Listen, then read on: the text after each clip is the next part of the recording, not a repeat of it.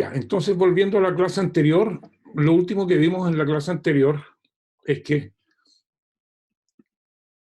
lo que me interesa es que el tiempo de integración para obtener una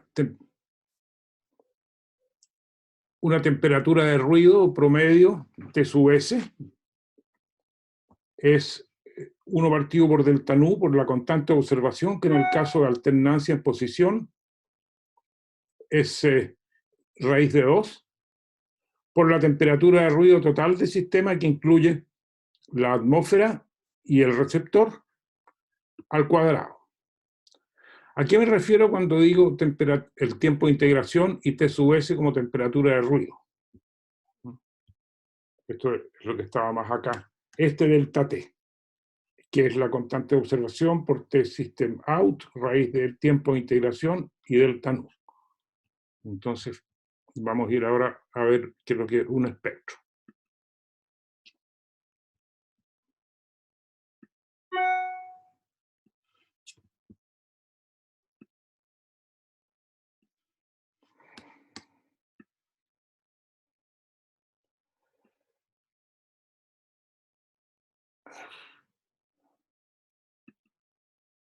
Ya. Entonces, aquí tenemos un espectro tomado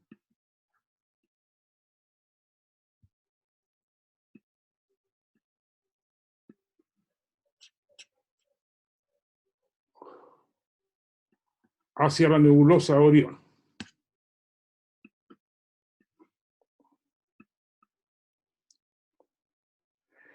Entonces, este es el centro de la nebulosa de Orión.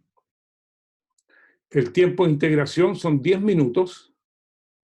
Y por el delta T mínimo me refiero al root mean square noise, al ruido medio cuadrático, tomado sobre la línea base del espectro, donde no hay señal.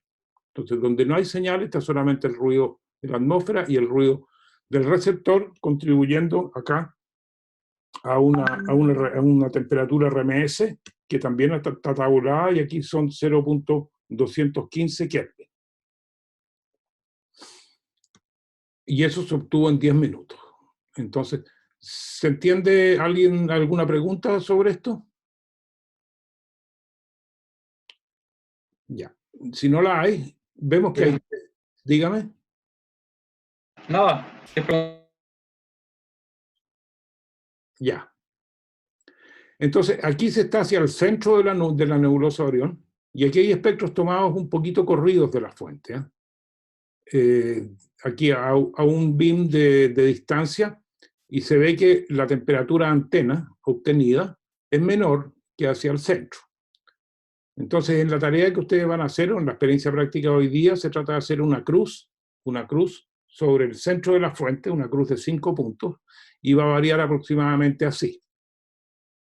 Entonces, aquí está corrido hacia el lado, aquí está corrido hacia arriba, a una distancia de un beam, o sea, son 0.75 grados, 7.5 minutos de arco, 0.125 grados. Entonces, esto es un espectro. Ahora, el eje aquí, menos 150 a 150, es velocidad. ¿Por qué hay un eje de velocidad y un eje de frecuencia, que es lo que nosotros habíamos enseñado? Porque la velocidad corresponde al corrimiento en frecuencia de la fuente con respecto a la frecuencia que la transición tiene en reposo, y ese corrimiento de la señal el corrimiento de la señal en frecuencia se debe al efecto Doppler, porque la fuente se está alejando o se está acercando de nosotros. Y la escala aquí son kilómetros por segundo, y aquí se está alejando Orión a 10 kilómetros por segundo. Eso solamente para que entiendan por qué hay un delta V. Aquí abajo en el eje X es velocidad y no es frecuencia. Y eso lo vamos a ver en detalle cuando veamos cinemática de la galaxia.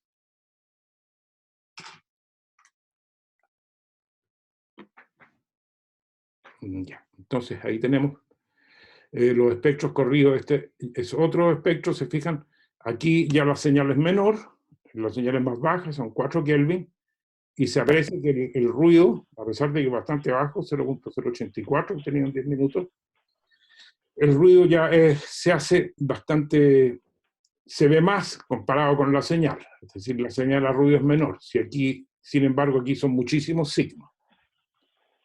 Entonces, esto es un caso, que es el caso donde la señal es mucho mayor que el ruido porque la fuente es muy intensa. Sin embargo, hay otras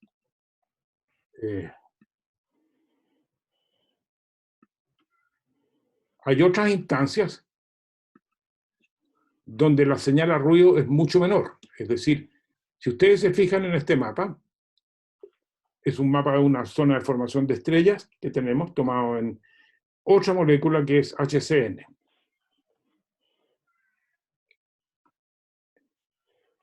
Que es cianuro de nitrógeno. Y que es una molécula mucho menos abundante que el monóxido de carbono, que fue lo que mostramos recién. Entonces, aquí ya la señal es un poquito mayor que el ruido nomás, ¿no? Y son comparables.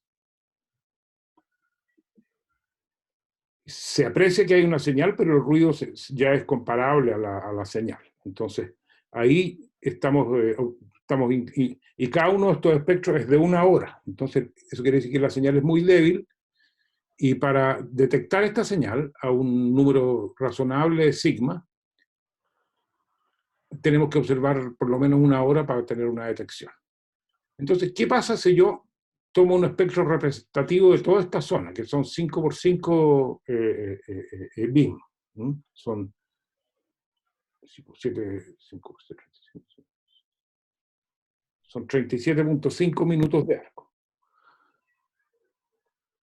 al cuadrado. Si yo sumo todos estos espectros, voy a tener un espectro representativo de toda la región, que tengo acá más abajo, y aquí podemos ver dos cosas. Lo primero, que este espectro ya se tomó, son 24 horas sumando, digamos, promediando todos los espectros, ¿no? Se trata de promediar todos los espectros. Lo primero que vemos es que la señal se ve considerablemente mayor que el ruido. El ruido es 0.008.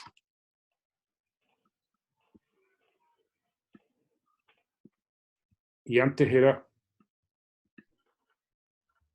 No lo puedo ver, pero era mucho, mucho menor. O sea, el tiempo era menor y el ruido mayor.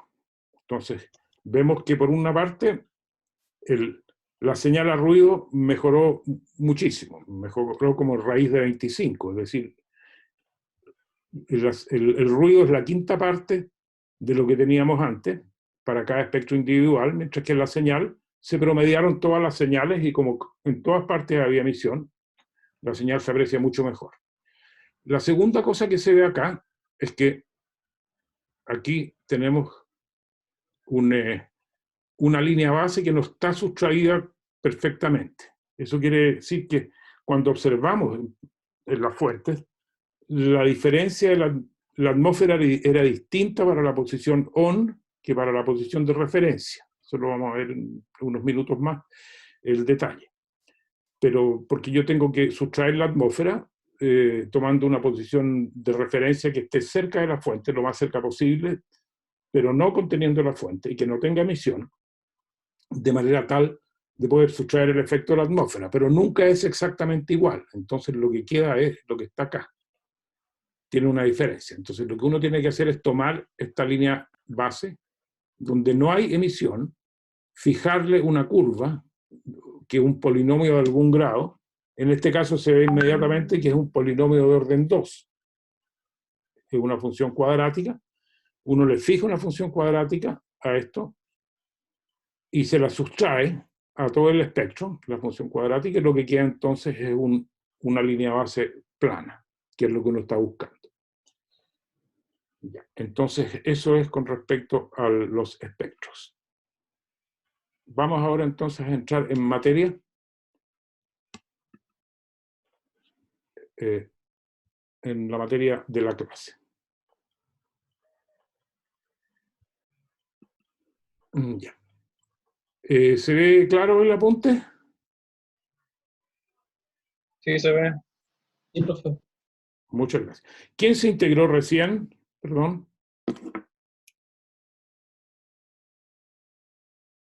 Bueno, había 4 personas que tenían que integrarse, que era perdón, voy a decir los puros apellidos que lo anoté, que es Cañas, Lobos, Mellado y Quiense. ¿Cuál fue el que se integró?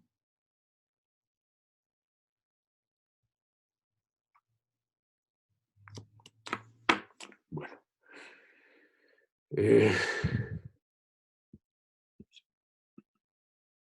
Parece que es Pablo. Pablo, se integró. Sí, yo me uní hace poquito. Pablo. Ya. Entonces, vamos a tomar ahora el caso de fuentes discretas en el cielo, o sea, fuentes que son bastante pequeñas comparadas con el BIM.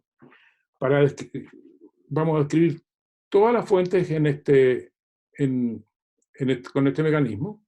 Vamos a definir una función que se llama la densidad de flujo de la fuente. Uno tiene una fuente astronómica dada, la está observando con un radiotelescopio, y la fuente se va a caracterizar por una densidad de flujo S, que es la doble integral angular sobre el ángulo sólido de la fuente, de la función de brillo de la fuente, por d omega. Esta función de brillo también a veces se llama intensidad específica y se denomina con una letra I, pero nosotros usamos la nomenclatura del libro Krauss, de manera que... una cosa. Ustedes saben que tengo disponible un link al libro Krauss, que es el Krauss de radioastronomía. ¿Les envié ese link o no? ¿O lo tienen ustedes? Creo que no. Entonces fue la otra sección donde hubo una contribución. Les voy a enviar sección 2, enviar el link. ¿Alguien lo encontró en la web? Apenas termine la clase se los voy a enviar. Porque aquí está ahí está toda la nomenclatura que estamos usando, en el capítulo de Fundamentos de Radioastronomía. Ya. Entonces, las unidades de la función, la densidad de flujo, son watts por metro cuadrado por ciclo por segundo. Partido por metro cuadrado, partido por ciclo por segundo. O sea, energía por segundo, por área y por unidad de ancho de banda. Pero como en realidad los watts por metro cuadrado por ancho de banda son muy grandes, entonces se usa una unidad que se llama Jansky, que son 10 a la menos 26 watts por metro cuadrado por ciclo por segundo. ¿Por qué Jansky? Bueno, eso es histórico. Karl Jansky fue el padre de la radioastronomía, que en los años 40, después de la Segunda Guerra, utilizando material de desecho del ejército, construyó en base a radares, construyó un radiotelescopio y fue el primero en observar la emisión del centro de nuestra galaxia, en el continuo. Él trabajaba para la compañía de teléfonos en Estados Unidos, estaban tratando de eliminar los ruidos en que le habían las comunicaciones radiofónicas. Y había una fuente de ruido que no la podía sacar, y que finalmente descubrió que era que la fuente de ruido no provenía de la Tierra, que sino provenía del espacio exterior, y de hecho provenía del centro de la galaxia, y esa fue la primera observación radioastronómica. Y esto es el año 44, por lo tanto la radioastronomía es una ciencia básicamente muy joven, la más joven de toda de la astronomía, y el desarrollo instrumental se produjo después de eso en los últimos 70 años. Ya, entonces el flujo, la densidad de flujo de la fuente, esto es lo que la fuente emite. Sin embargo, cuando uno observa la fuente con un radiotelescopio, lo que va a obtener es la densidad de flujo observada. No va a tener exactamente la densidad de flujo que emite la fuente, sino que en general va a tener menos, salvo cuando la fuente es una fuente puntual. Y la densidad de flujo observada se va a definir como SO, ese observado, es la doble integral sobre la fuente de la función de brillo de la fuente, que uno no conoce, por P sub n de teta phi, que es el diagrama de radiación de la antena pattern que se llama, y todo esto integrado sobre el ángulo sólido de la fuente. Entonces, es la emisión de la fuente pesada por la respuesta de nuestra antena, por la respuesta de nuestro telescopio. Entonces, esta es la densidad de flujo, esta es la densidad de flujo observada. Veamos los casos particulares. El caso particular más importante que permite la calibración de la eficiencia de apertura de un radiotelescopio es cuando la fuente es muy pequeña comparada con el beam principal de la antena. Y es el caso que estamos viendo es cuando la fuente, si este es el antena pattern, cuando la fuente astronómica está aquí. Es pequeñita, digamos, puede ser lo intensa que quiera, pero angularmente es mucho más pequeña que el beam del telescopio. Y entonces, esto es escala logarítmica. En la escala lineal,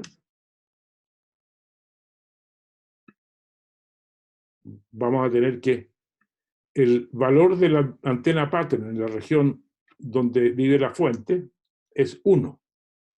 Entonces podemos aproximar la integral diciendo que P sub n de teta phi vale 1 en esa región. Entonces, si la fuente es pequeña, suficientemente pequeña comparada con el main beam de la antena, con el lóbulo principal, P sub n de teta phi es aproximadamente 1 en esa región, y por lo tanto B emitido, o sea, la densidad de flujo de la fuente es igual a la densidad de flujo observada. Entonces, ese cero vale la doble integral, el flujo observado es la doble integral sobre omega s por definición de P sub n de teta phi, que vale 1 en esa región, por B de teta phi. Y eso es B sub s por, suponiendo que el B es B sub s y es uniforme sobre la región, entonces lo sacamos para afuera en integral y lo que queda es B sub s por omega s. Entonces ese 0 es B sub s por omega s, pero esa es justamente la densidad de flujo real, de true density flux, true flux. Entonces, el flujo observado, densidad de flujo observada, es igual a la densidad de flujo real de la fuente. Ese es el caso 1, que va a ser muy útil porque nos va a permitir, como vamos a ver más adelante, nos va a permitir calibrar la eficiencia de apertura de nuestro telescopio. El caso 2. El ángulo sólido de la fuente es aproximadamente del tamaño del lóbulo principal de la antena. Entonces, ahora la fuente vive en esta región. Es aproximadamente el lóbulo principal de la antena. Y en términos en escala logarítmica, también está acá. Entonces, en ese caso, ocurre que omega s es del orden del main beam solid angle. Entonces, el flujo observado para una fuente uniforme de brillo B sub s es S0, S observado igual B sub s, por la doble integral sobre el lóbulo principal de la antena, porque este es el tamaño de la fuente, del lóbulo principal de la antena de P sub n de teta phi. Pero esa es el área el main beam area que habíamos definido nosotros, es omega m, que depende del telescopio y uno lo conoce. Entonces, ese observado es B sub s por omega m. Mientras que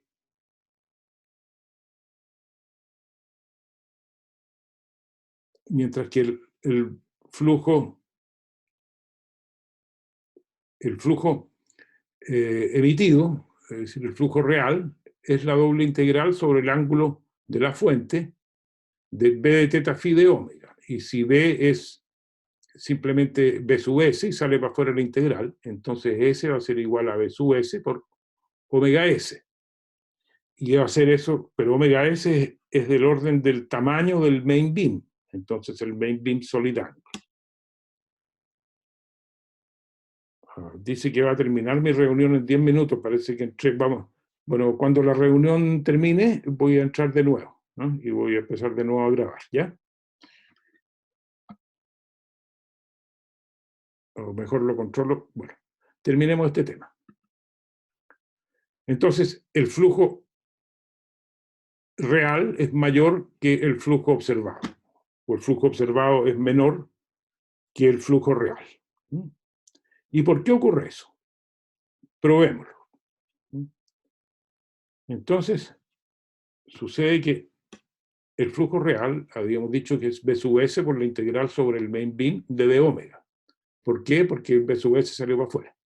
El flujo observado es B sub S lo mismo por la integral sobre el main beam, pero ahora de P sub N de teta phi de omega. Esto incluye la respuesta del telescopio. Y esta integral, la integral sobre el lóbulo principal de P sub N de teta phi de omega, es menor que la integral sobre el main beam de D omega. ¿Y a qué nos referimos con eso?